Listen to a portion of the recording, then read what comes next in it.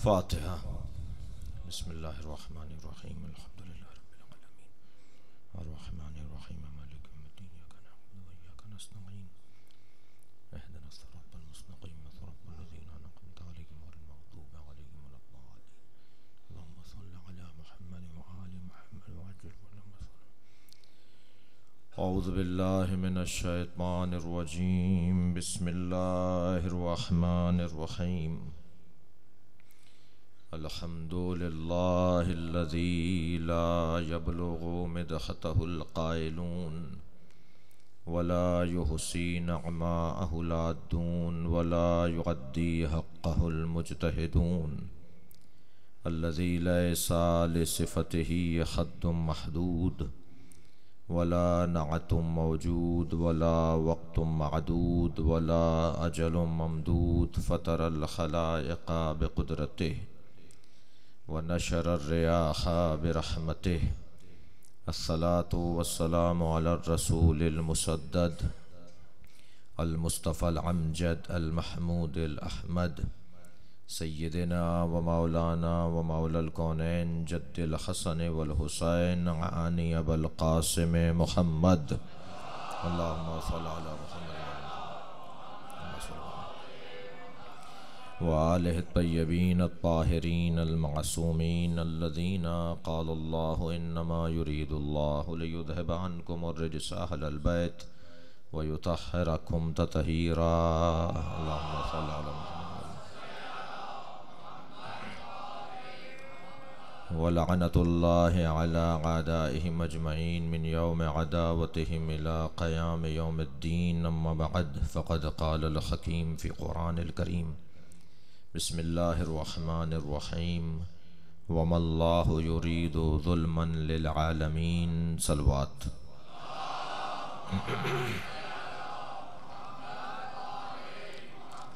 इल्तिमास एक सूरह फातिहा और 3 मरतबा सूरह इखलास की। हाज़रीन मजलिस के मरहूमीन शुहदाए मिल्लत और बिलखुसूस बेगम व अफ़ज़ाल हैदर के तमाम मरहूमीन और उनकी वालदा मरहूमा यानी मरहूमा परवीन अख्तर के साले सवाब के लिए तिलावत फरमाएँ।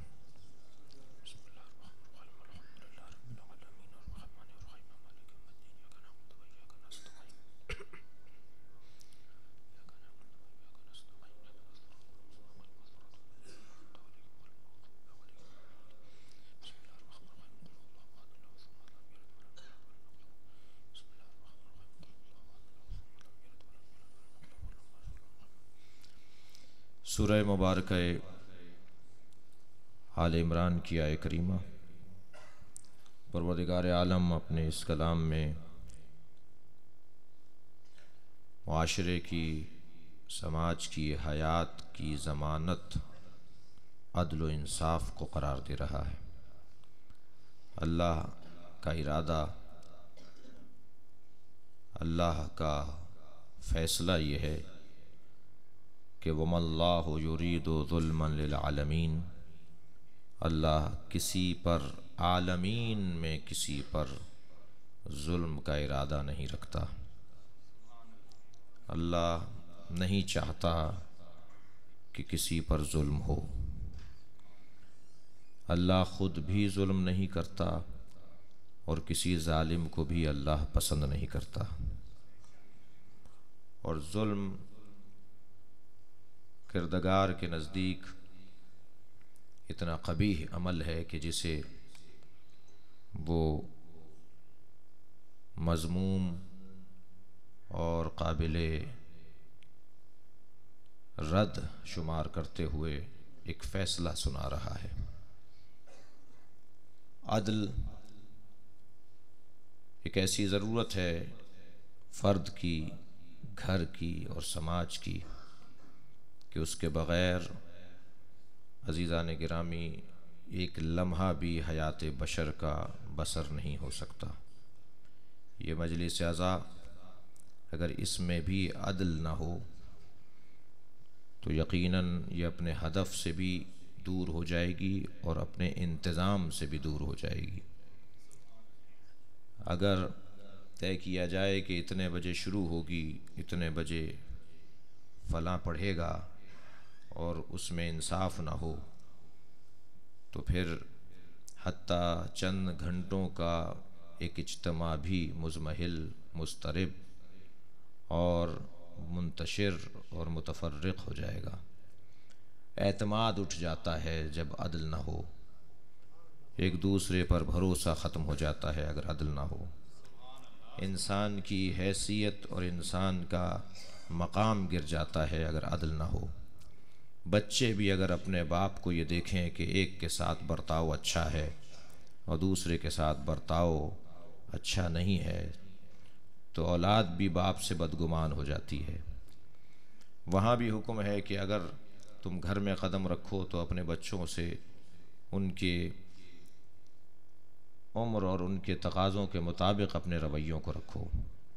अदल एक ज़रूरत है, अदल एक तलब है इंसान की। और जब अदल के ऊपर गुफ्तगू होगी तो बहुत सारी उलझनें ऐसी हैं जिन्हें दूर करने के लिए कुछ मोटे मोटे वाज़े वाज़े रोशन मफ़ाहीम की वजाहत की ज़रूरत है। अगर वो मफ़ाहीम रोशन हो जाएं और वाज़े हो जाएं तो ख़ुद ब खुद वो उलझनें भी, जो सैकड़ों उलझनें हैं, वो उन चंद बातों की वजह से हल होती हुई दिखाई देती हैं। और उन उलझनों में से एक उलझन ये है कि मुक़द्दर क्या है, होना क्या है, हुआ क्या है, ये होना भी था या नहीं, ये हमारे साथ ही क्यों हुआ, हम ही इसी मुसीबत में मुब्तला क्यों हुए, हम ही इन परेशानियों का शिकार क्यों हुए। और फिर इंसान अपने मुस्तक़बिल और अपनी तकदीर के हवाले से जितना परेशान रहता है, शायद किसी चीज़ के बारे में परेशान हो। ये मुस्तक़बिल की परेशानी ही तो है जो इंसान को तालीम याफ्ता भी बना देती है। अगर मुस्तक़बिल का ख़याल ना होता, अगर आइंदा का ख़याल ना होता, तो शायद तालीम की तरफ जाज़बियत में कमी ज़रूर आ जाती। का पढ़ लो, काबिल हो जाओ, वक्त लगा लो ज़रा किताबों में और अपने इस निसाब को और अपने इस तालीमी दुनिया को मुकम्मल कर लो ताकि तुम्हारा मुस्तक़बिल अच्छा हो जाए। तुम कल अच्छे इंसान और एक बेहतरीन कामयाब इंसान शुमार किए जाओगे अगर तुमने पढ़ लिया तो। ये मुस्तक़बिल के बारे में हर एक को फ़िक्र है। और अज़ीज़ान गिरामी, ऐसा नहीं है कि ये हैवानी जज्बा हो। हैवान में तो मुस्तक़बिल की फ़िक्र भी नहीं पाई जाती, ये तो इंसान है जिसमें मुस्तक़बिल की फ़िक्र पाई जाती है। वो तो अपना घर भी ऐसा नहीं बनाता कि जो 8, 10, 20 साल तक चल सके। वो तो बाज़ औक़ात खाने भी बचा के नहीं रखता कि कल का क्या होगा। उसे जो मिल जाता है वो खा लेता है, उसे तो आइंदा वक्त की भी फ़िक्र नहीं होती। बाज़ औक़ात इंसान, अज़ीज़ान गिरामी, अगर अपने ऊपर गौर करे तो ये उसकी फ़ितरत का हिस्सा है कि वो मुस्तक़बिल को बेहतर बनाना चाहता है। ये मैं मज़म्मत में नहीं कह रहा था कि तालीम भी हासिल कर रहे हैं तो मुस्तक़बिल के लिए हासिल कर रहे हैं, ये मज़म्मत नहीं है, ये इंसान की फ़ितरत का हिस्सा है। मैं बस आखिरी जुमला और इसका नतीजा खेज़ जुमला कहकर ज़िल मुक़द्दमे की तरफ आ जाऊँ, और वो ये कि ये मुस्तक़बिल की ही फ़िक्र तो है जो इंसान नमाज़ पढ़ता है ताकि जन्नत में चला जाए। ये क़यामत का तसव्वुर, ये मरने के बाद जज़ा व सज़ा का तसव्वुर, ये मुस्तक़बिल ही का तसव्वुर है।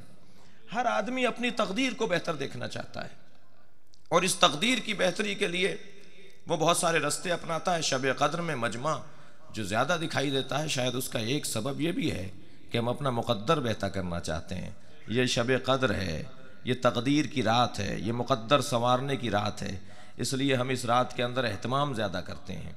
अज़ीज़ान गिरामी, बहुत से लोग फ़ाल निकलवाते हैं कि ज़रा मालूम तो हो जाए कि हमारे मुस्तक़बिल में क्या है, और बहुत सारे लोग अल्लाह पे तवक्कुल करते हैं कि मुस्तक़बिल को अल्लाह के हवाले कर देना चाहिए। हर आदमी अपने मुस्तक़बिल के बारे में कुछ ना कुछ मसरूफ़ ज़रूर है। अगर मैं यूँ कह दूँ कि हम मजलिस में भी बैठे हैं तो मुस्तक़बिल की वजह से बैठे हैं ताकि हमारी कब्र संवर जाए, हमारी आखिरत ठीक हो जाए। जिनके सामना हमें करना पड़ेगा वही क़यामत में असली लोग होंगे। लिहाजा इस दुनिया में उन्हें राज़ी करते रहो ताकि वो वहाँ हमसे राज़ी दिखाई दें। एक सलवात भेजें मोहम्मद व आले मोहम्मद।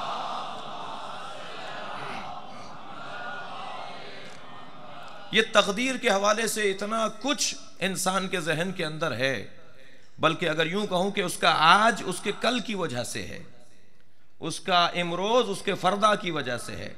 वो आज जी इसलिए रहा है कि उसे कल बेहतर करना है, वरना अगर ये मालूम हो जाए कि कल है ही नहीं तो आज ही उसकी ज़िंदगी ख़त्म हो जाए। वो कल की खातिर आज जी रहा है। ये मकानात, ये इमारतें, ये ज़मीन, ये जायदाद, ये पैसा, ये दौलत, ये कल की वजह से है। वरना अगर ये हो कि कल ही वजूद नहीं रखता, मुस्तकबिल ही वजूद नहीं रखता, तकदीर ही कोई चीज़ नहीं है, तो आज कोई कोशिश नहीं होगी। और फिर जब इस तकदीर के बारे में सवालात, एतराज़ात, शुबहात और उलझनें बढ़ती चली जाती हैं तो मुख्तलिफ लोग हैं जो मुख्तलिफ रस्तों से उन उलझनों को दूर करते हैं। बाज़ लोग तवक्कुल करते हैं, बाज़ लोग इबादत करते हैं, बाज़ लोग जो है वो अपने ऊपर भरोसा करते हैं, बाज़ लोग अपने से ज़्यादा बेहतर ताकतवर के ऊपर भरोसा करते हैं, और बाज़ लोग अज़ीज़ान गिरामी उलझ कर परेशान होकर शिर्क कहने लगते हैं और कहते हैं हमें पैदा ही क्यों किया था। लिहाजा बाज़ ऐसी ज़बानें भी इस्तेमाल में आती हैं कि आखिर क्या मकसद था। ख़ास तौर पर वो जवान जो किसी ऐसे घर के अंदर पैदा हुआ जिसने इब्तदाई ज़िंदगी से, बचपने से लेकर कसमा पुरसी में ज़िंदगी गुजारी और परेशानियों में और फाक़ों में और मुश्किलात में ज़िंदगी गुजारी, और फिर अपने दोस्त को देखता है कि वो बहुत खुशहाल है, जो मेरे साथ पढ़ रहा है उसकी ज़िंदगी बड़ी अच्छी है, उसके वालिद के पास दौलत बहुत ज़्यादा है, जायदाद बहुत अच्छी है और अच्छा खुशहाल मुरफ़्फ़ा घराना है इनका, तो फिर वो कहता है मुझे पैदा ही क्यों किया अल्लाह ने। अब ये जो उसके जहन के अंदर एक सवाल आता है कि आखिर मुझे पैदा ही क्यों किया, मुझे क्यों बनाया है, ये वो दर हकीकत एक गुफ्तगू है जो अदल से बहुत गहरा ताल्लुक़ रखती है। और अगर इस मरहले बयान पर पहुँचने के बाद मैं आज की मजलिस का उन्वान इसे करार दूँ कि हमें तय करना होगा कि क़ज़ा क्या है और क़दर क्या है। अगर मेरे नज़दीक क़ज़ा और क़दर का मफ़हूम रोशन हो जाए, जो हम अक्सर सुनते हैं, किताबों में पढ़ते हैं, हमने अक्सर इन अल्फाज को सुना है, अगर उसे एक और ज़ाविये से देख लिया जाए तो शायद बहुत सारी उलझनें दूर हो जाएं। आखिर क़ज़ा का मफ़हूम क्या है, क़दर का मफ़हूम क्या है, जो बड़ा गहरा रब्त रखता है मेरी ज़िंदगी से, बड़ा गहरा रब्त रखता है मेरे मामलात से, मेरे फ़ैसलों से, मेरे इक़दामात से, मेरे मुस्तक़बिल से बड़ा गहरा ताल्लुक़ रखता है ये क़ज़ा और क़दर क्या एक मफ़हूम। जब क़ज़ा और क़दर की गुफ्तगू पर हम थोड़ा सा आगे बढ़ेंगे तो सबसे पहला मरहला आएगा इसकी तारीफ़ का। क़ज़ा और क़दर यानी क्या। हम जितने भी सवाल अब तसव्वुर में ला सकते हैं उन सारे सवालात को अगर खुलासा कर लें तो दो सवालात में खुलासा होते हैं। एक सवाल है क्यों और एक सवाल है कैसे। तो जो है मेरे साथ, एक सवाल सारे सवालात का हासिल बनेगा, ये क्यों हो, ये क्यों रहे और ये कैसे रहे। ये क्यों और कैसे का जवाब अगर मेरे पास रोशन है तो मैं क़ज़ा और क़दर को बहुत अच्छी तरह जानता हूं। अगर मैं यूं कह दूं कि क्यों का जवाब देगा मफ़हूम क़ज़ा और कैसे का जवाब देगा मफ़हूम क़दर, जब मैं क्यों के जवाब में जाऊंगा तो मुझे क़ज़ा का मफ़हूम रोशन करना होगा, तो खुद ब खुद वाज़े हो जाएगा कि क्यों का जवाब क्या है। और जब मैं कैसे के बारे में, तरीक़ों के बारे में, रविश के बारे में, अंदाज़ ज़िंदगी के बारे में, तरीक़ों के बारे में सोचूंगा तो वो है कैसे। क़ज़ा अरबी ज़बान का लफ्ज़ है, क़ाफ बड़ी ज़ाद अलिफ क़ज़ा, क़दर क़ाफ बड़ी दाल रे क़दर, क़दर नहीं क़दर जी। क़ज़ा यानी फैसला, लिहाजा हम काजी को, फैसला करने वाले को काजी कहते हैं। हतमी फैसला, आखिरी फैसला, अटल फैसला, ये तय हो गया कि हो, इसे कहते हैं क़ज़ा। लिहाजा बाज़ औक़ात मौत को भी क़ज़ा कहते हैं। क़ज़ा आ गई भाई, क़ज़ा लिखी थी, क़ज़ा ऐसे ही लिखी थी, यानी यही फैसला इनकी ज़िंदगी के खात्मे का था, यही होना था इनके साथ, कहा भाई क़ज़ा आ गई इनकी, यानी हतमी फैसला। वहाँ कुरान मजीद में भी परवरदिगार आलम इरशाद फरमाता है वक़ज़ा रब्बुका अल्ला ताबुदू इल्ला इय्याह, तुम्हारे रब का ये हतमी फैसला है कि उसके अलावा किसी और की इबादत न करना। वबिल वालिदैन एहसाना, ये तुम्हारे रब का हतमी फैसला है कि वालिदैन के साथ हुस्न सलूक रखना। अल्लाह के कितने क़ज़ा और कितने हतमी फैसले हैं वो एक कुरान मजीद की आयात से एक फहरिस्त मुरत्तब की जा सकती है, जो बहरहाल इस गुफ्तगू का हिस्सा है। देखें बात कहाँ तक जाती है आज, और आपकी तवज्जुहात का शुक्रिया। क़ज़ा यानी फैसला, कदर यानी तरीका। क़ज़ा और क़दर की गुफ्तगू में अब दूसरे मरहले पर तरतीब के साथ बात आएगी इल्म इलाही और कुदरत परवरदिगार की। अल्लाह की सिफ़ात सुबूतिया को एक मरतबा फिर दोहराएं। परवरदिगार आलम की सिफ़ात सुबूतिया में सबसे पहली सिफत यह है कि वह आलिम है। अल्लाह की सिफ़ात सुबूतिया में दूसरी सिफत है कि वो कादिर है, तीसरी है वो हाई है जी, वो बसीत है, वो गैर मरई है, वो मुरीद है। परवरदिगार आलम की पहली सिफत सुबूतिया क्या हुई? वो आलिम है। मगर ये जहन में रहे कि ये जो तरतीब से हमने सिफात सुबूतियाँ बयान कर दी और पढ़ ली और सुन ली और समझ ली, ये तरतीब बयान करने में है, अल्लाह के यहाँ इनकी तरतीब नहीं है। यानी ऐसा नहीं है कि अल्लाह पहले आलिम रहा, फिर कादिर हुआ, फिर मुरीद हुआ, फिर बसीत हुआ, फिर गैर मरई हुआ। अल्लाह जब से आलिम है तब से कादिर भी है। इन सिफात के अंदर कोई फासला नहीं है, वो उसकी ज़ात का हिस्सा है। उसकी कुदरत उसका इल्म है, उसका इल्म उसकी कुदरत है। ये हम लोग हैं कि जिनके यहाँ इल्म कभी पहले आ जाता है, कभी कुदरत पहले आ जाती है, कभी इल्म बाद में आता है, कभी इल्म पहले आ जाता है। ये जो हमारे यहाँ तक़द्दुम और ताख़ुर है इन सिफात के अंदर, यही तो बाज़ औक़ात फ़साद लेकर आती हैं। इसलिए कि अगर कुदरत पहले आ जाए और इल्म ना हो तो फिर दहशतगर्द बनता है, और अगर इल्म के साथ कुदरत हो तो खिदमत गुजार बनता है। सलवात भेजे मोहम्मद व आले मोहम्मद।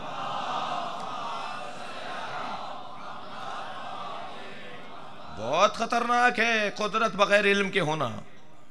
उन लोगों के हाथ में कुदरत नहीं आनी चाहिए कि जिनके पास इल्म नहीं है। इल्म के साथ कुदरत होना ये उसको संभाले रखेगा, उसको संभाले रखेगा। अब यहां अल्लाह आलिम है, और जो आलिम है लाजिम है कि उसका इल्म जाहिर हो। तो वो जो चाहूंगा क़ज़ा व क़दर जहन में रहे। अगर अल्लाह आलिम है और अल्लाह आलिम है और जो आलिम है लाजिम है कि उसका इल्म जाहिर हो। नहीं हो सकता कोई आलिम हो और उसका इल्म जाहिर ना हो। अगर अल्लाह कादिर है जो है तो लाजिम है उसकी कुदरत का इजहार हो। अल्लाह आलिम है, उसकी इल्म का इजहार होगा, कादिर है, उसकी कुदरत का इजहार होगा। अगर कोई आलिम हो और वो किताब ना लिखे, आलिम हो और वो दर्स ना दे, आलिम हो और वो मजलिस ना पढ़े, तो एतराज ये नहीं होगा कि ये आलिम है और किताब लिख रहा है। एतराज ये होगा कि आलिम है और किताब नहीं लिख रहा। तवज्जो चाहूंगा अजीजों। एतराज आलिम पर यह नहीं होगा कि साहब इन्होंने किताबें लिख डाली। आलिम है तो किताब लिखेंगे, आलिम है तो दर्स देंगे, आलिम है तो मजलिस पढ़ेंगे, आलिम है तो अपने इल्म का इजहार करेंगे। नहीं हो सकता, ये खुद ब खुद होगा। खामोश भी रहेंगे तो इल्म टपकेगा। सलवात भेजे मोहम्मद व आले मोहम्मद।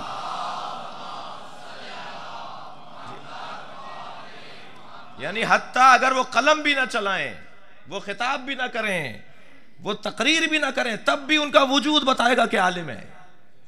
मेरा दिल कर रहा है कि मौला अली ने जो नहजुल बलागा में अहले बैत की तारुफ करवाया है, अहले बैत की अजमत बयान की है, जो मेरे मौजू से भी मुताल्लिक है, वो मैं बयान करता हुआ गुजर जाऊं। एक सलवात भेजे मोहम्मद व आले मोहम्मद। मौला ने नहजुल बलागा में एक अजीम किताब है, एक अजीम सरमाया है, एक पूरी सकाफत है हमारे पास। नहजुल बलागा एक ऐसी आफाकी किताब है कि जो हमारे मकतब की सरबलंदी का एक बेहतरीन ज़रिया है। अगर मौला ने उसमें खुतबा शिक़शिक़िया ना दिया होता तो शायद ये कहीं और चली गई होती। अगरचे इस वक्त ऑस्ट्रेलिया में, लंदन में, अमेरिका में हिंदुस्तान के हिंदू इसको पढ़ रहे हैं, गैर मुस्लिम इसे पढ़ रहे हैं। अभी मेरा जाने का इत्तफ़ाक़ हुआ एक मगरबी मुल्क में, वहाँ कैम्ब्रिज यूनिवर्सिटी में जाने का इत्तफ़ाक़ हुआ। इस वजह से नहीं बता रहा, जाने का मकसद था, देखना चाहता था कि वहाँ क्या पढ़ाई हो रही है। तो वहाँ जाकर एहसास हुआ और मालूम हुआ कि साहब 200 से ज़्यादा इस्लामियात के तालिब इल्म हैं और उनमें 10 से ज़्यादा नहजुल बलागा पे PhD कर रहे हैं। और वो लोग मुसलमान नहीं है जो पढ़ रहे हैं नहजुल बलागा को। ना पढ़ने वाला मुसलमान है, ना पढ़ाने वाला मुसलमान है। अब ये मैं उस पर ताज्जुब नहीं करूंगा कि वो क्यों पढ़ रहा है, मैं ताज्जुब अपने ऊपर करूंगा कि मैं क्यों नहीं पढ़ रहा। एक सलवात भेजें जरा मोहम्मद व आले मोहम्मद।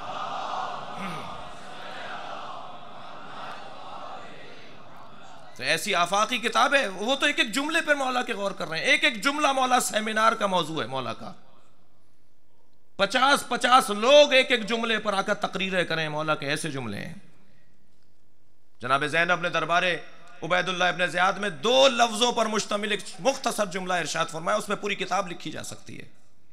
जब उबैदुल्लाह इब्न ज़ियाद ने कहा, ज़ैनब ने देखा अल्लाह ने क्या किया तुम्हारे साथ, अल्लाह ने तुम्हारे मर्दों को कत्ल करवा दिया, तुम्हें असीर बनवा दिया, तुम्हारे सर से चादर उतर गई, अल्लाह ने तुम्हारे साथ देखो क्या किया। तो जनाब ज़ैनब ने 2 जुमलों पर मुश्तमिल एक मुख्तसर सा 2 जुमलों पर मुश्तमिल एक 2 लफ्जों पर मुश्तमिल एक जुमला बोला है। 2 लफ्ज हैं। फरमाती हैं अल बलाओ लिल विला, मुसीबतें मोहब्बत की वजह से आती हैं। सलवात भेजे मोहम्मद व आले मोहम्मद।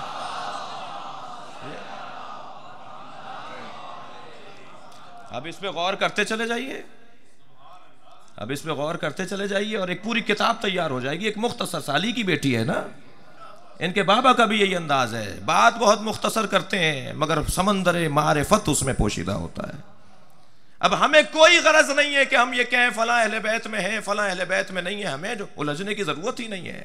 अजीज़ान गिरामी, किसी को अहले बैत में कोई शामिल करना चाहे तो करने दें, तवज्जो चाहूंगा, इसलिए कि किसी के शामिल करने से कोई अहले बैत हो नहीं सकता और किसी के न मानने से कोई अहले बैत से निकल नहीं सकता। अहले बैत सिफात पर उतरने वाले लोगों को कहा जाता है। ये बच्चा सवाल करता है कि कुरान में मौला अली का नाम क्यों नहीं है, कुरान में जनाब ज़हरा का नाम क्यों नहीं है, कुरान में इमाम हसन इमाम हुसैन का नाम क्यों नहीं है। कुरान मजीद नामों की किताब नहीं है, कुरान मजीद सिफात की किताब है। अगर मौला अली का नाम कुरान में आ गया होता तो अजीज़ान गिरामी, जहां जाल साजी की फैक्ट्रियां लगी हों वहां अली भी कोई बना लिया गया होता और फिर कहते ये अली मुराद नहीं है, वो अली मुराद है। अल्लाह ने हमें इन उलझनों में रखा ही नहीं। अल्लाह ने अली की सिफात को उतार दिया, जो इन पर पूरा उतरेगा वही अली है।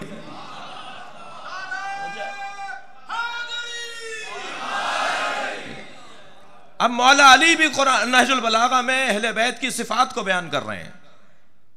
जरूरत ही नहीं है इसमें उलझने की कि कौन अहले बैत है कौन नहीं है, इन सिफात पर उतार के दिखाओ। एक उन्वान है। मौला फरमा रहे हैं तकरीबन 10 से ज़्यादा मौला ने अलामतें और निशानियां बताई हैं अहले बैत पैगम्बर की, आले नबी की। फरमाते हैं कि हम, तवज्जो चाहूँगा एक एक जुमले पर, हम ऐशुल इल्म व मौतुल जहल। अहले बैत इल्म की हयात है। इल्म ठहर ही नहीं सकता, इल्म जिंदगी नहीं गुजार सकता अगर वो अहले बैत से दूर हो। इल्म की हयात ही अहले बैत है, इल्म की जिंदगी ही अहले बैत है। मेरी हयात पानी है, मेरी जिंदगी पानी है, आपकी जिंदगी हवा है, हमारी जिंदगी अनासिर अरबा है। अगर ये ना हो तो हम ना हो। इल्म मर जाए अगर अहले बैत ना हो। इल्म को हयात, मौला फरमा रहे हम ऐशुल इल्म व मौतुल जहल। ये इल्म की हयात है और जहल की मौत है। जहां अहले बैत होंगे वहां जहालत नहीं होगी, जहां अहले बैत होंगे वहां इल्म होगा। उसके बाद मेरे मौला फरमाते हैं युखबिरुकुम इल्मुहुम अन इल्मिहिम। जुमला बड़ा काबिल कद्र है मौला का। फरमाते हैं तुम्हें उनका इल्म, उनके इल्म का पता बताएगा। सलवात भेजें जरा मोहम्मद वाले।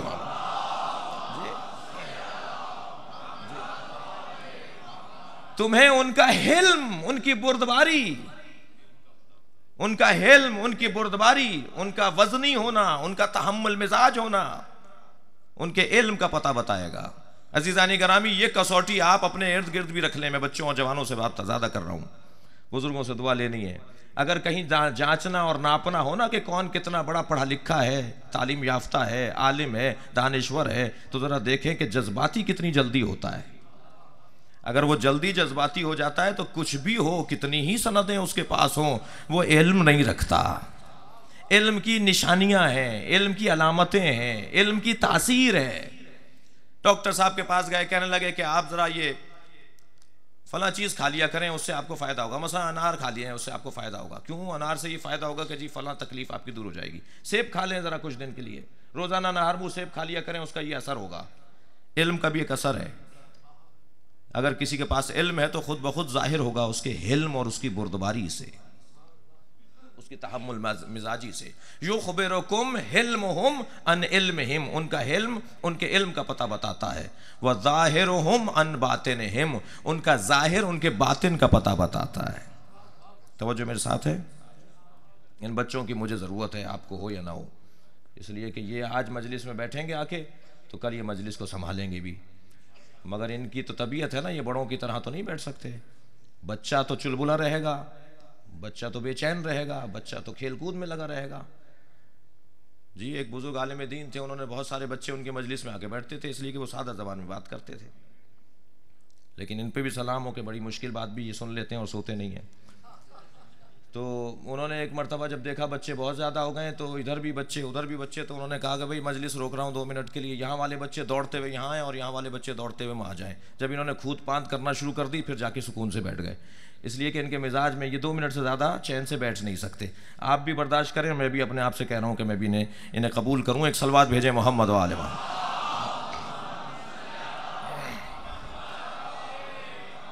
इससे ऊँची सलवात दिया करें।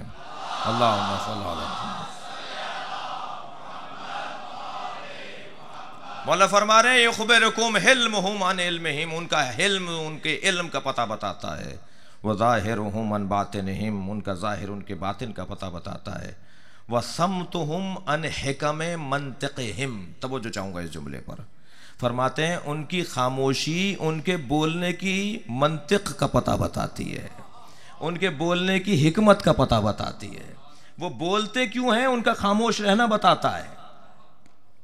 बहुत से लोगों को ख्वाहिश है कि कुछ बोलो कुछ करो, बाज़ औक़ात कुछ न करना भी हिकमत हुआ करता है, हमेशा कुछ करना हिकमत नहीं हुआ करता। सलवात भेजे मोहम्मद व आले मोहम्मद।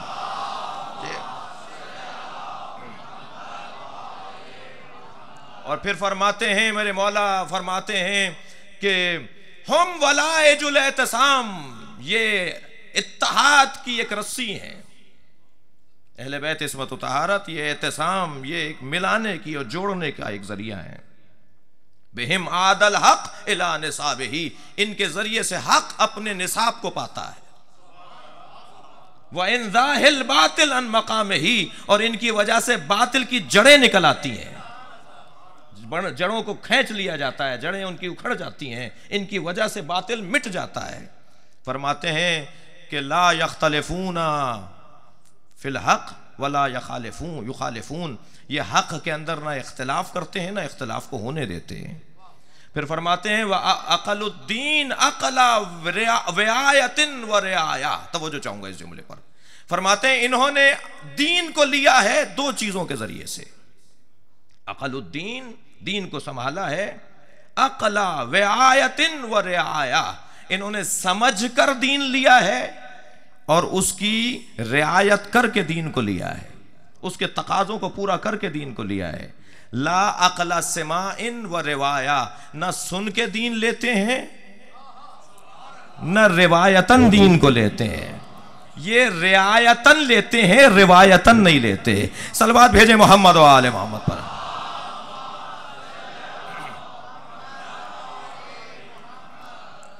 वहां भी क्या फरमा रहे हैं मेरे मौला, फरमा रहे हैं कि इनका हिल्म इनके इल्म का पता बताएगा।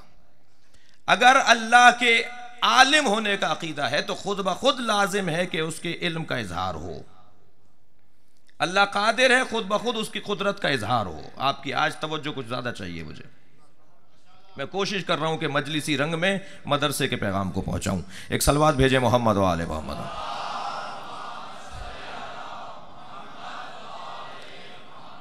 इस मदरसे हुसैनी का आज का दर्स क्या है? इस मदरसे हुसैनी का आज का दर्स है क़ज़ा व क़दर। अगर अल्लाह आलिम है तो उसके इल्म का इजहार होगा। कुन्तु कंज़न मख्फिया, मैं छुपा हुआ खजाना था। फ़अहबब्तु अन उरफ़, मैंने चाहा कि पहचाना जाऊं। अब बाद वाले जुमले में 2 अल्फाज हैं, फ़ख़लक़तुका या मोहम्मद भी है व ख़लक़तुकल ख़ल्क़ भी है।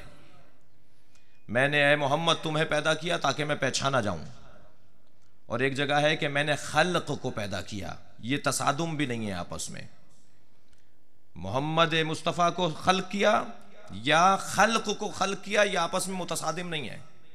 बात दोनों की एक ही है, लेकिन जहां खल्क का लफ्ज इस्तेमाल किया है वहां ज़ात किबरिया ने हम पर एहसान किया है, इसलिए कि अल्लाह चाहता यह है कि जितने भी इंसान बने हैं वो सब मेरे खलीफा बने। तवज्जो चाहूंगा, अल्लाह सबको खलीफतुल्लाह, खलीफा जहन में ले आइए जो मैं कहना चाह रहा हूं, जो हजरत आदम को बनाया है। एक सलवात भेजें वो वाला खलीफा।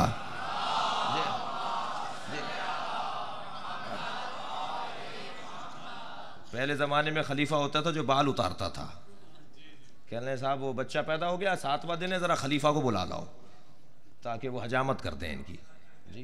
तो पहले वक्त में पुराने ज़माने में खलीफा यानी हज्जाम, तो मैं किसी और खलीफा की तो कोई बात ही नहीं कर रहा, ना मैं हज्जाम की बात कर रहा हूँ। एक सलवात और पढ़ लें ज़रा मोहम्मद वाला।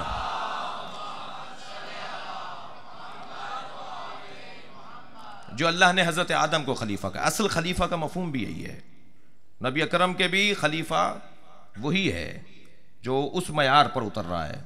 तो वो जो है ना, तो वो जो चाहूंगा अजीज़ान गिरामी, मैं छुपा हुआ खजाना था, मैंने चाहा कि पहचाना जाऊं, मैंने खल्क को खल्क कर दिया, मैंने मखलूक को खल्क कर दिया। ये जो अल्लाह ने मखलूक को खल्क कर दिया, वो छुपा हुआ खजाना था, वो चाहता था पहचाना जाए, तो ये उसकी जरूरत है या उसका लुत्फ है? वो जो चाह रहा है कि पहचाना जाए, ये उसकी जरूरत है या उसका लुत्फ है? अजीजान गिरामी, उसने हमारे वजूद में वो जौहर रखे हैं जो सिफाते परवरदिगार हैं। हमारे अंदर इतनी सलाहियतें ज़ाते किबरिया ने रखी हैं कि अगर यही इंसान बिलकुवा खलीफा है, बिलफेल तो हजरत आदम है, बिलफेल तो नबी मुकर्रम है, लेकिन ये इंसान जरा 40 दिन मेहनत कर ले तो इसके अंदर वो सिफत उतर आ सकती है परवरदिगार आलम की कि ये सत्तार भी बन सकता है, ये करीम भी बन सकता है, ये रऊफ भी बन सकता है जी, ये रहीम भी बन सकता है, और ये अल्लाह की सिफात का जलवागर भी बन सकता है। अल्लाह के पास क्या खजाने में था, वो चाहता है पहचाना जाए तो बना दिया। अब इससे जाहिर होगा वो खजाना, ये जो खल्क किया गया इससे जाहिर होगा वो खजाना। ये करके दिखा सकता है, रऊफ बनकर दिखा सकता है, ये करीम बन के दिखा सकता है, ये सत्तार बन के दिखा सकता है। इसको अल्लाह ने बहुत बड़ा मकाम दिया है। तरबियत औलाद पर जरा गौर फरमाएं। हम अपने बच्चों को जो तमाचा मारते हैं, नाराज होकर जो उसको हाथ मार देते हैं, 70 साल की उम्र में जो सलाहियत अल्लाह ने इसमें रखी थी और उसका इजहार होना था तकदीर के मुताबिक, हम ये हाथ मार के ऐसे कर देते हैं जैसे हमने दरख्त को हाथ मारा हो और उसके पत्ते झड़ गए हों। हमने 70 साल बाद जो इसको काम आनी थी एक सिफत, ये मार कर हमने वो सिफत उसकी गिरा दी, उसकी सलाहियत गिरा दी। खबरदार बच्चों को हाथ नहीं मारें, बच्चों को तमाचा नहीं मारें, ये हम इनके साथ जुल्म कर रहे हैं। साहिबान औलाद मेरी बात सुन रहे हैं, खबरदार बच्चों को हाथ नहीं मारें। 15-20 साल के बच्चे को तो वैसे ही आप नहीं मारेंगे, बात कर रहा हूं मैं बच्चे की, छोटे बच्चे की। हम जब इसको हाथ मारते हैं तो इसकी सलाहियतें झड़ जाती हैं, जैसे पत्ते झड़ जाते हों दरख्त के। जो अल्लाह ने शायद 70 साल में, 60 साल में, 50 साल में काम आनी थी, वो हमने गिरा दी, इसकी सिफत को, इसकी सलाहियत को गिरा दिया। लिहाजा खबरदार नहीं मारे इन्हें। परवरदिगार आलम क्या करें मौलाना, बदतमीज़ हो रहे हैं तो बहुत और 50 तरीके हैं, एक ही तरीका है मारना रह गया है। ज़रा 2 दिन बात करके ना देखें। रोज़ाना इनके लिए कुछ लेकर आते थे, अब 4 दिन ना लेकर आएँ। इनकी बात का जवाब ना दें कि नहीं तुमने बदतमीज़ी की है, 50 और भी तो तरीक़े हैं इनको तंबी करने की, क्या यही रह गया है मारना? और जो जिसके मिजाज में मारना या पिटना हो वो कभी भी हुकूमत नहीं कर सकता, वो हमेशा महकूम ही रहता है। ये हम बर्रे सगीर के लोगों में जो महकूमियत के तबीयत के अंदर मिजाज है, हमारी तबीयत में महकूमियत है। हम किसी और को बड़ा मानते हैं, खुद नहीं है बड़े, चाहे हमारे यहाँ बड़े भी हों, उनका भी यही आलम है।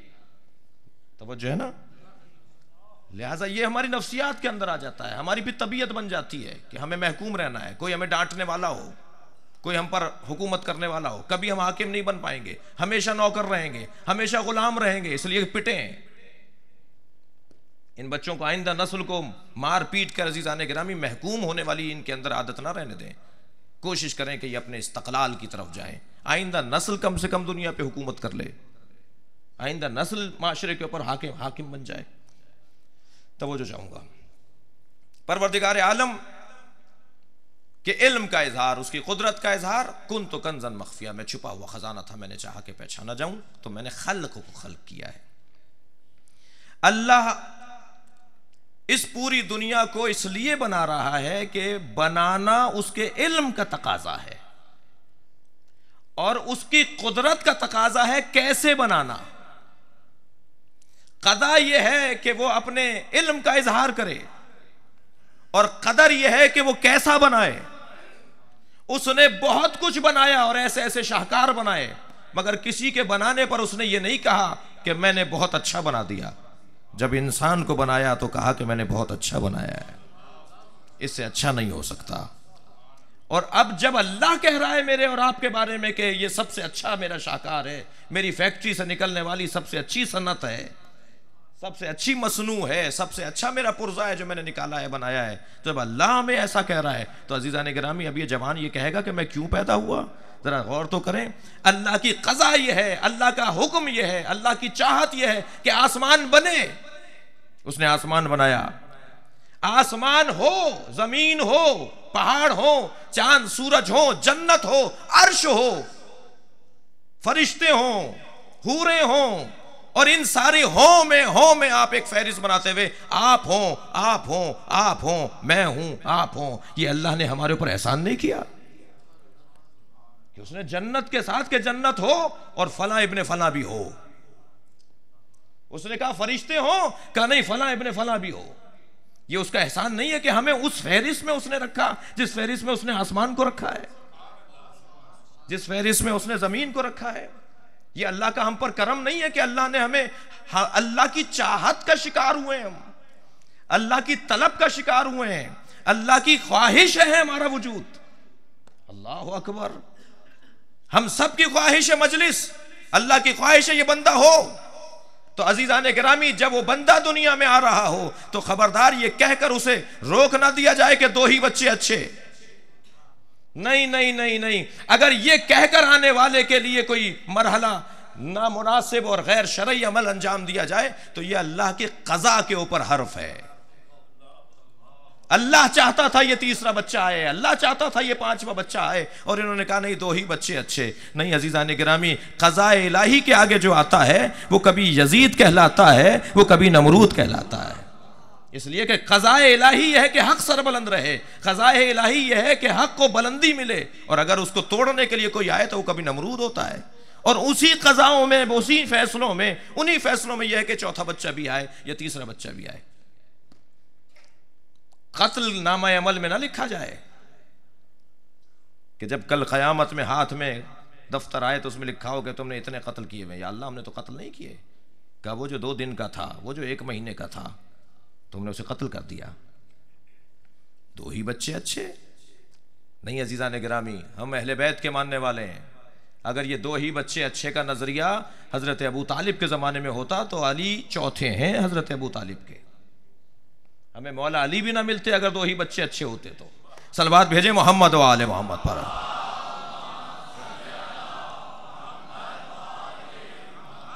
पर परवरदिगार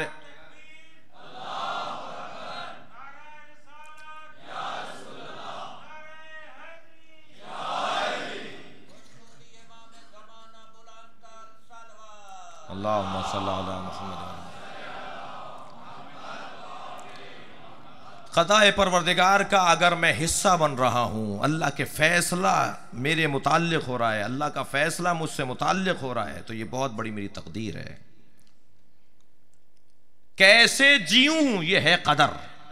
ये तो फ़ैसला हो गया कि मैं आ गया दुनिया में, ये फ़ैसला हो गया कि मैं पैदा हो गया, चाहे किसके घर में पैदा हो गया, किस ज़बान का बोलने वाला, किस मुल्क का बाशिंदा पैदा हो गया, ये उसके क़ज़ा का हिस्सा था। अब कैसे जीऊँ ये है क़दर। वो मेरे हाथ में नहीं था, ये मेरे हाथ में है। तकदीर बनाना मेरे हाथ में है। ये कुर्सी पर जनाब शेख साहब तशरीफ फरमाए, मैं इनसे फरमाऊं कि शेख साहब तशरीफ लाइएगा, और शेख साहब में मोहब्बत फरमाएं और तशरीफ ले आए, और फिर मैं कहूं कि कुर्सी को भी ले आइए, तो कुर्सी खुद नहीं आएगी, उसे खींचा जाएगा।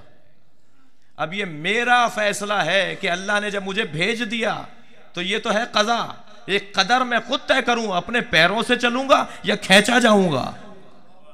मरना सबको है, मगर कैसे जाऊं? खुद चलकर जाऊं या कांधों पर उठाकर ले जाया जाऊं?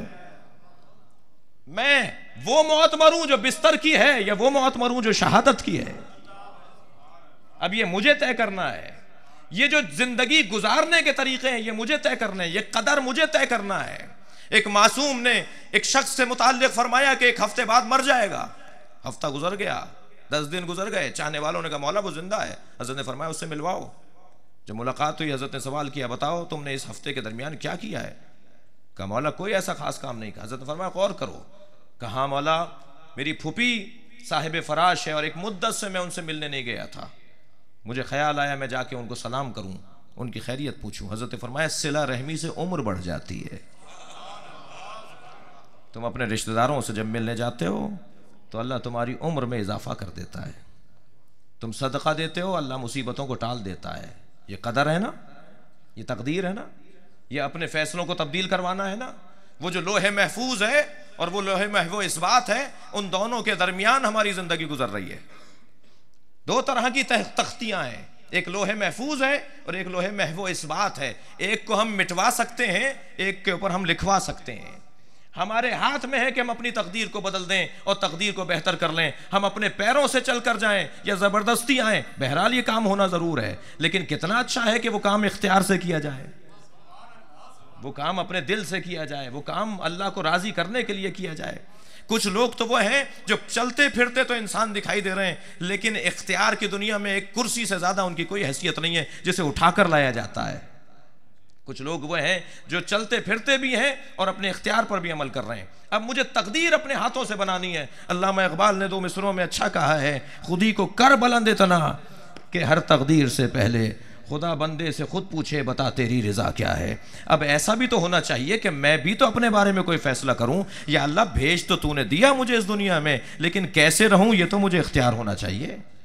मेरे मौला दीवार के किनारे खड़े हैं और दीवार हिल रही है। मौला अली गिरने को थी दीवार के, मौला ने वहां से चंद कदम आगे बढ़कर एक और दीवार के करीब जाकर क़याम किया। वहां जो शख्स खड़ा था उसने कहा या अली या अबुल हसन अतफिर्रो मिन क़ज़ाइल्लाह, आप अल्लाह की क़ज़ा से फरार कर रहे हैं, आप अल्लाह की क़ज़ा से गुरेज कर रहे हैं। अल्लाह की क़ज़ा है कि मरना है, अल्लाह की क़ज़ा है कि कहीं ना कहीं मौत आनी है। ये दीवार गिर रही थी, आप वहां से हटकर कहीं और चले गए। अतफिर्रो मिन क़ज़ाइल्लाह, क्या आप क़ज़ाए इलाही से फरार कर रहे हैं, गुरेज कर रहे हैं, हट रहे हैं? हज़रत ने फरमाया तफिर्रो मिन क़ज़ाइल्लाह इला क़द्रिल्लाह, मैं क़ज़ाए इलाही से हटकर क़द्र इलाही की तरफ जा रहा हूं। ये तो अल्लाह ने मुझे इख्तियार दिया है ना कि मैं कैसे मरूं। मरना तो अल्लाह ने लिख दिया, मगर कैसे मरूं ये तो मेरे हाथ में है। अजीज़ान गिरामी, ये तय है कि इंसान को मरना है, मगर कैसे मरे ये खुद कर सकता है अपना फैसला, खुद कर सकता है अपना फैसला। खासतौर में पाकिस्तान में तो एक पैकेज खुला हुआ है जी। थोड़ी सी 1-2 महीने की मेहनत करके अल्लाह की खातिर ज़रा ज़िंदगी गुजार के उसके दीन की खिदमत कर लो तो खुद ब खुद दरवाज़ा खुल जाएगा शहादत का। बाब रहमत खुला हुआ है पाकिस्तान के अंदर। मैं इसको तनकीद की निगाह से नहीं, तारीफ़ की निगाह से कह रहा हूँ। वो वाली निगाह तो सब दिखाते हैं, ये वाली निगाह भी तो देखें।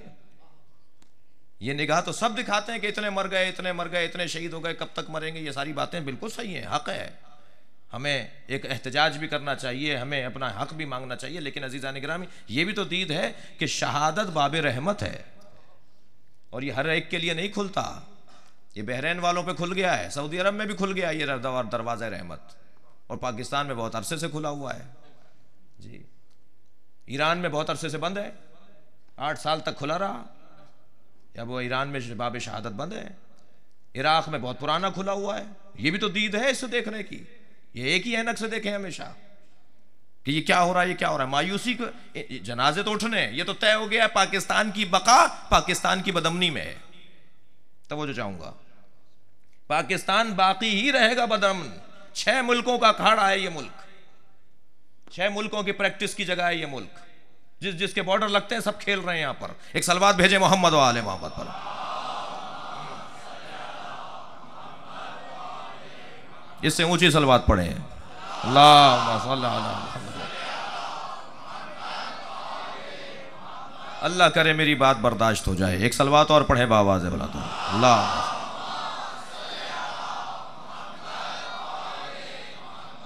जो जानता है वो न बोले तो एक मुश्किल में है, और बोले तो दूसरी मुश्किल में नहीं। अजीज़ान गिरामी, ये दीद देख लीजिए, ये तो लिख दिया गया, यहाँ की तकदीर में है कि यहाँ ये रहेगा, ये धमाके होंगे, ये टारगेट किलिंग होगी, ये लोग मारे जाएंगे। 20 साल पहले हम मारे जा रहे थे, अब सब मारे जा रहे हैं। कोई भी महफूज नहीं है पाकिस्तान में, फोर्सेस महफूज नहीं है, इदारे महफूज नहीं है, सुन्नी महफूज नहीं है, शिया तो बहुत पुराना गैर महफूज है।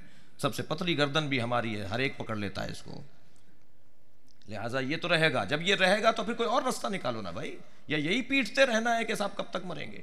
रास्ता निकालो अपने आप को मुनज़्ज़म करने का, एहतराम करने का, इदारों की तश्कील का, कौम को तालीम देने का।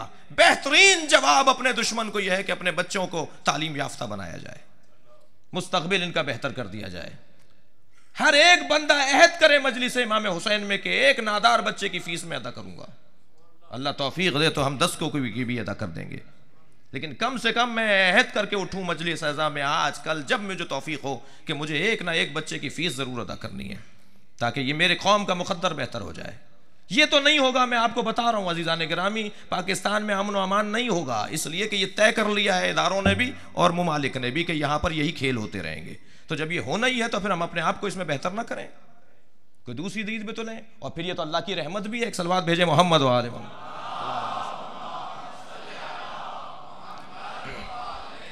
ये जुमला कि बाब शहादत अल्लाह का दरवाज़ा है, अल्लाह की रहमत का दरवाज़ा है, ये हदीस से माखूज है।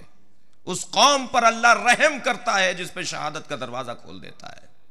उस कौम की अल्लाह तरक्की चाहता है जिस पे दरवाज़ा शहादत को खोल देता है।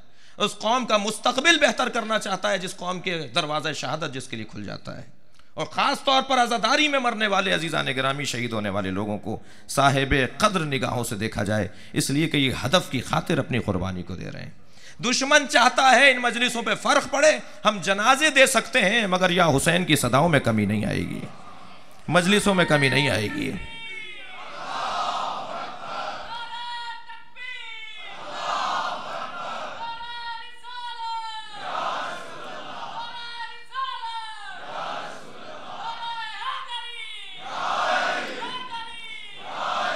अल्लाह ने चाहा है कि हुसैन का नाम ऊंचा रहे, अब कैसे रहे ये मेरे हाथ में। लब्बैक या हुसैन, लब्बैक या हुसैन, लब्बैक या हुसैन, लब्बैक या हुसैन, लब्बैक या हुसैन। सलवात भेजे मोहम्मद व आले मोहम्मद पर। अल्लाहुम्मा सल्ली अला मुहम्मद। अल्लाह चाहता है कि हक सरबुलंद रहे, मगर कैसे रहे ये मेरे इख्तियार में। अल्लाह चाहता है कि या हुसैन की सदाएं बुलंद रहें, मगर कैसे वो मेरे हाथ में है। और ये भी जहन में रहे अजीज़ान गिरामी, आज़ादारी एक मुक़द्दस अंदाज़ हयात है, हदफ हयात है। आज़ादारी के अंदर उन चीज़ों को शामिल ना होने दीजिए जो चीज़ें इसके लिए मज़ह का खेज बन जाएं। गुड्डे गुड़ियों का इस्तेमाल, मूर्तियों का इस्तेमाल, चूड़ियों का इस्तेमाल, जहेज का इस्तेमाल खुदा के लिए, ये तबलीग का बेहतरीन जरिया है।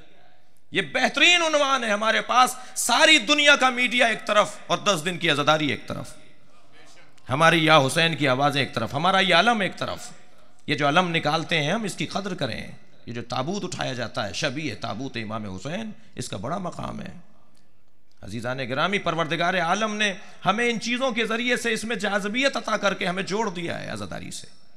वही सुन्नती अंदाज से, वही रिवाई अंदाज से हमें आज़ादारी को मुनक़िद करना है, बड़े एहतराम के साथ। इस जुलजना की शबी को बनाना है, इसका एहतराम करना है, इसको बड़े आबरू के साथ निकालना है, इसलिए कि इसकी वजह से हमारी तबलीग है, इमाम हुसैन की हुसैनियत की तबलीग है, अहले बैत के मकतब की तबलीग है।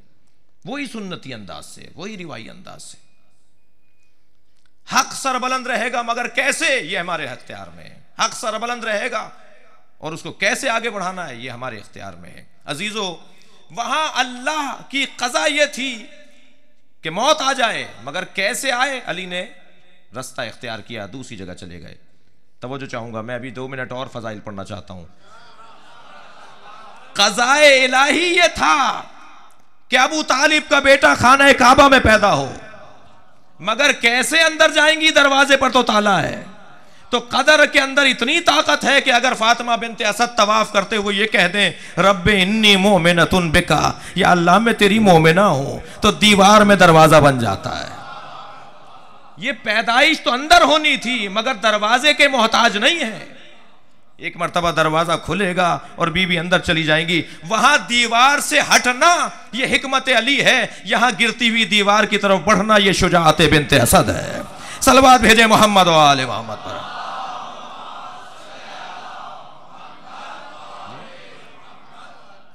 क़ज़ा ये है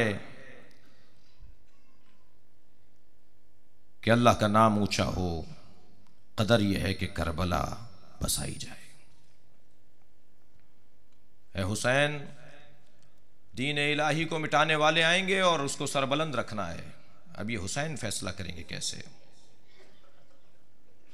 ये मेरे मौला इमाम हुसैन का फैसला होगा कि मुझे कैसे हक को सरबलंद करना है।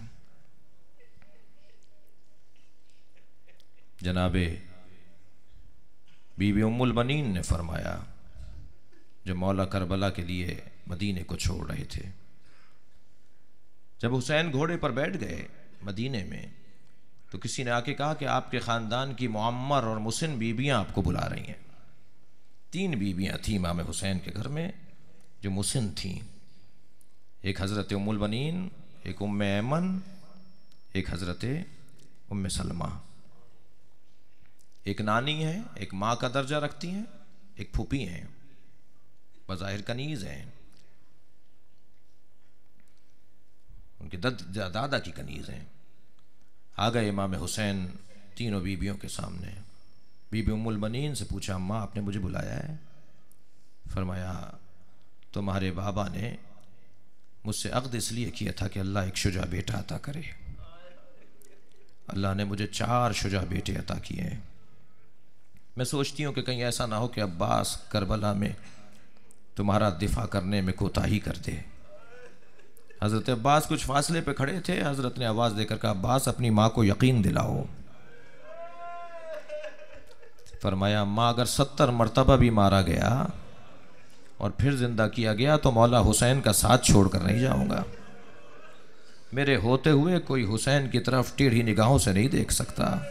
अम्मा यकीन रखो, तुम्हारा अब्बास शुजाअत का हक अदा करेगा, वफादारी का हक अदा करेगा। हज़रत उम्मे ऐमन से पूछा, अम्मा आपने मुझे याद किया? फरमाया, अब्बास हुसैन हमारे घर में, हमारी हवेली में जन्नात बसते हैं, हमारी हवेली में जन्नात बसते हैं, जिन रहते हैं। और जब कोई बहुत बड़ा हादसा सामने आ रहा होता है तो इनके रोने की आवाज़ें आती हैं। मैं कुछ दिन से इनके रोने की आवाज़ें सुन रही हूँ। इमाम ने फरमाया, मैं अम्मा ये मुझ पर गिरिया कर रहे हैं, ये मेरा नौहा पढ़ रहे हैं। अजरुकुम अल्लाह, खुदा किसी गम में न रुलाए सिवाय गम अहले बैत के। हज़रत बीबी उम्मे सलमा से पूछा, अम्मा आपने मुझे बुलाया? फरमाया, हाँ हुसैन, तुम्हारे नाना ने एक खाक मुझे शीशी में डाल के दी थी और मुझसे कहा था कि जब ये खून में तब्दील हो जाए तो समझ लेना मेरा हुसैन मारा गया।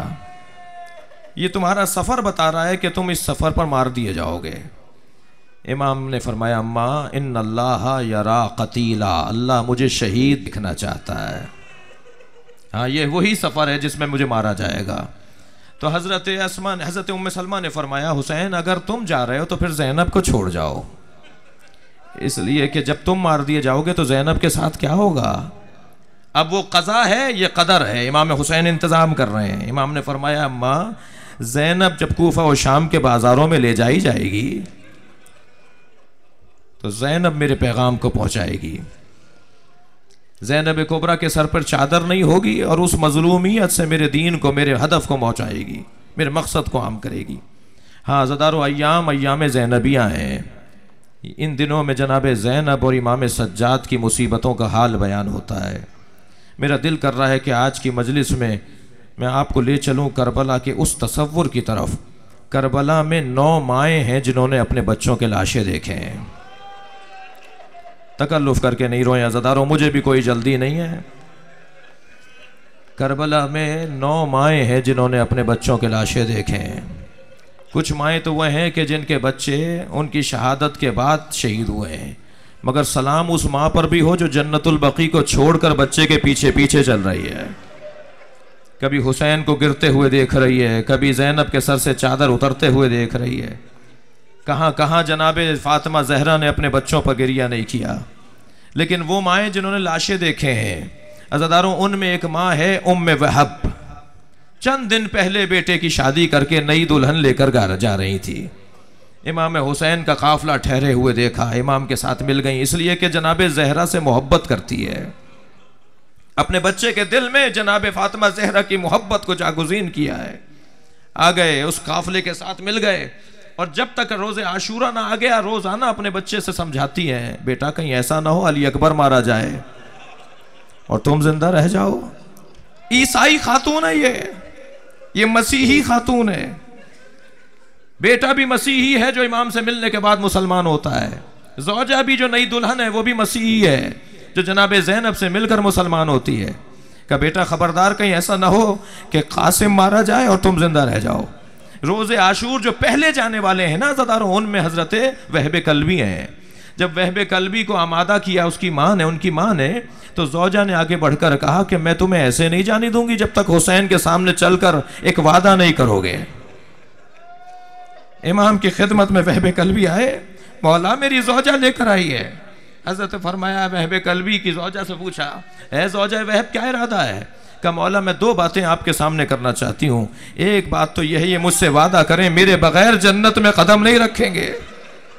मुझे चंद दिन पहले, अभी तो हाथों से मेहंदी नहीं धुली मेरे, चंद दिन पहले मुझे ब्याह कर लाए हैं, मेरे बगैर जन्नत में कदम नहीं रखेंगे। हम वहाँ भी मियाँ बीवी रहना चाहते हैं, वहाँ भी जनो शोहर रहना चाहते हैं। इमाम ने फरमाया इसका वादा हुसैन करता है, जन्नत में तुम साथ रहोगे, जन्नत में तुम जनो शोहर रहोगे, ये तुम्हारा जोड़ा जन्नत में भी बाकी रहेगा। अज़ादारों, करबला में दो औरतें हैं जिनमें से एक ये वाहिद औरत है, मुसल्लम औरत है, जो करबला में शहीद हुई है।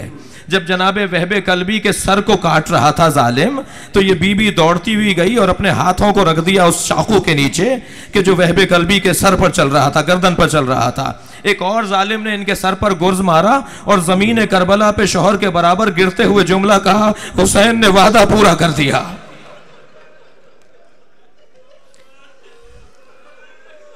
अजरुकुम अल्लाह का मौला। दूसरी बात मैं अपने शोहर से ये करना चाहती हूँ कि इनसे कहिए कि इनकी शहादत के बाद मैं ज़ैनब के खेमे में चली जाऊं, मुझे इजाज़त हो आकाज़ादी ज़ैनब के खेमे में जाने की। इमाम ने फरमाया वहाँ क्यों जाना चाहती हो? का मौला मैंने सुना है जब मर्द मार दिए जाते हैं तो औरतों को असीर बना लिया जाता है।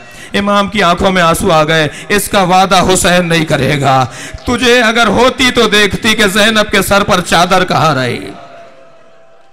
करबला में अज़ादारों 9 माओं में एक माँ वहब कल्बी की मादर गिरामी है, एक माँ हजरत रबाब, अल्लाह अकबर, कैसा जिगर है इस बीबी का। एक माँ जनाब उम्मे लैला है, सलाम हो अली अकबर की माँ पर। मजलिस में ख़वातीन भी बैठी हैं, कैसा कैसा जिगर रखती थी ये बीबियाँ। अज़ादारों सलाम हो एक ऐसी माँ पर जो करबला में तो नहीं है, मदीने में है, हर रोज़ जन्नतुल बकी जाती है, अपनी उंगलिश्त शहादत से 4 कब्रों के निशान बनाती हैं। हजरत अब्बास की माँ उम्मुल बनीन, और अपने 4 बच्चों के नाम कब्रों पर लिखकर उनका गिरिया करती हैं और कहती हैं, लोगों मुझे उम्मुल बनीन मत पुकारा करो, ऐ लोगों मुझे उम्मुल बनीन अब मत कहा करो। उम्मुल बनीन उसे कहते हैं जो बेटों की माँ हो। मेरे बेटे कहाँ रहे जिनकी मैं माँ हूँ। अज़ादारों एक माँ का तस्करा करना चाहता हूँ और वो माँ है ज़ैनब कुबरा जैसी माँ। सलाम हो इस बीबी पर जिसने अपने 2 लाल कुर्बान कर दिए हुसैन पर, मगर अपने बच्चों पर गिरिया नहीं किया।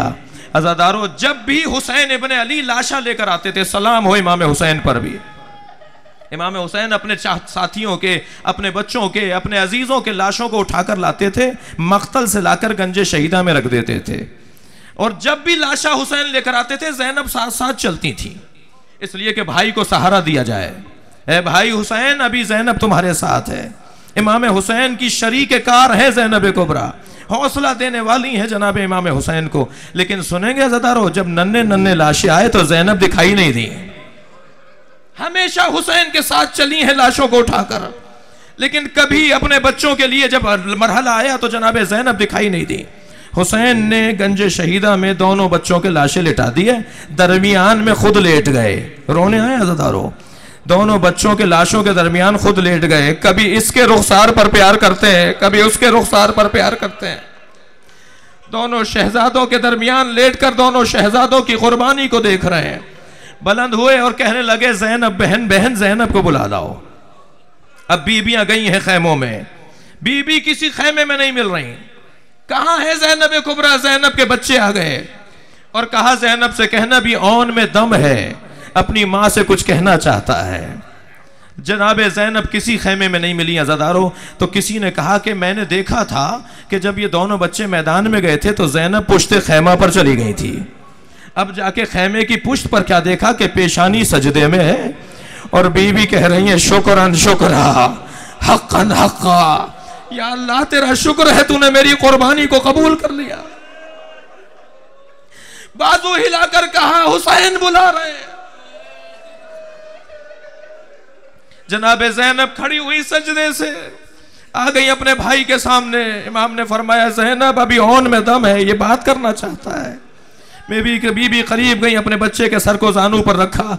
जैसे ही बच्चे ने माँ की गोदी की गर्मी को महसूस किया, फौरन आंखें खोल कर देखा और रोने वालों एक जुमला कहा, हल वफ़ा तो उम्मी, ए अम्मा हमने वफादारी का हक अदा कर दिया, अम्मा हमसे राजी हो।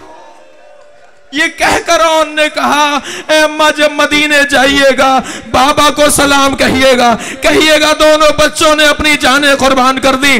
जनाबे ज़ैनब ने इन बच्चों पर गिरिया नहीं किया अज़ादारों, इसलिए कि अगर ज़ैनब रोएंगी तो रबाब को कौन सहारा देगा, उम्मे लैला को कौन सहारा देगा। मेरी बीबी ने कभी गिरिया नहीं किया। ऐसा भी मरहला आया कि ऊंट पर बीबी सवार है, बराबर से सरों को गुजारा जा रहा है। ज़ैनब अपने चेहरे को मोड़ देती हैं कि कहीं बच्चों को देखकर आंखों में आंसू ना उतर आए। मेरी बीबी ने कभी गिरिया नहीं किया, मगर इस सीने में माँ का कलेजा था। जब मदीने पहुंची और अपने घर पर बुलाई गई, दो खाली मसनदों को बिछा हुआ देखा, बुलंद आवाज में गिरिया किया, दिया आवाज आई हजरत अब्दुल्ला की, ए बीबी आप किसी और के घर आ गई हैं, ये आपका घर नहीं है। का अब्दुल्ला ज़ैनब इस काबिल न रही कि अब्दुल्ला पहचान सके। ए अब्दुल्ला, इन दोनों बच्चों ने वफादारी का हक अदा कर दिया। अला लअनतुल्लाह अला कौमिज़ ज़ालिमीन। या हुसैन या